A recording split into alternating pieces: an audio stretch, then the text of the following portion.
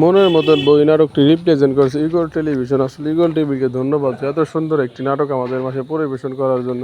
আসলে আমাদের সমাজকে পরিবর্তন করতে হলে যে আমাদের এইসব নাটক বানাইতে হবে, কারণ হলো যে আমাদের পরিবর্তন হইতে হবে। মনের মতন বই আসলে এই নাটকটিতে বোঝানো হয়েছে যে আসলে একটা ফ্যামিলিতে সুন্দর একটি মেয়ে বিয়ে করে যে আসলে মনের মতো। আসলে চেহারা সুন্দর হলে হয় না, যে সব কিছু সুন্দর থাকা দরকার হয়, আদব কায়দা সব কিছু সুন্দর থাকলে আসলে একে সুন্দর বলা হয়।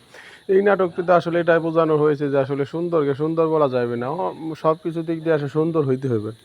আমাদের সমাজ আসলে যে সুন্দরকে সুন্দর বলে, অন্য কেউকে আসলে সুন্দরকে সুন্দর বলতে চায় না। এই নাটকটা আসলে সুশীল একটি মেয়েকে বিয়ে শাদী করানোর পরে আসলে দেখা যায় যে সংসারে সুন্দর মতো করতে থাকে। এই হলো আসলে আমাদের সুন্দর একটি সমাজের চিত্র। আসলে আমাদের সমাজকে সুন্দরভাবে গড়ে তোলার জন্য এরকম একটা সুশীল বউ দরকার আমাদের মাঝে। এই হলো আসলে মনের মতন বউ। এই নাটকটিতে আসলে যারা যারা অভিনয় করেছে আসলে অনেক সুন্দর করেছে, এবং লো বাজেটের ভিতরে যে আসলে এত সুন্দর একটি নাটক আমাদের উপহার দিয়েছে আসলে এটা ভাষায় প্রকাশ করার মতো না।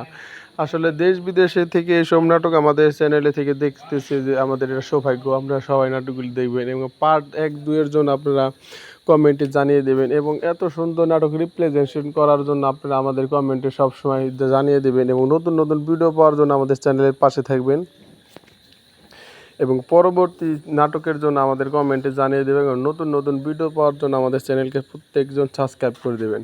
এবং মনের মতন বই নাটকটা আপনারা সবাই সম্পূর্ণ দেখবেন, দেখলেই বুঝতে পারবেন যে আসলে কত সুন্দর করে আসলে একটি ঈগল টেলিভিশন নাটক পরিবেশন আমাদের মাঝে করতে পারে।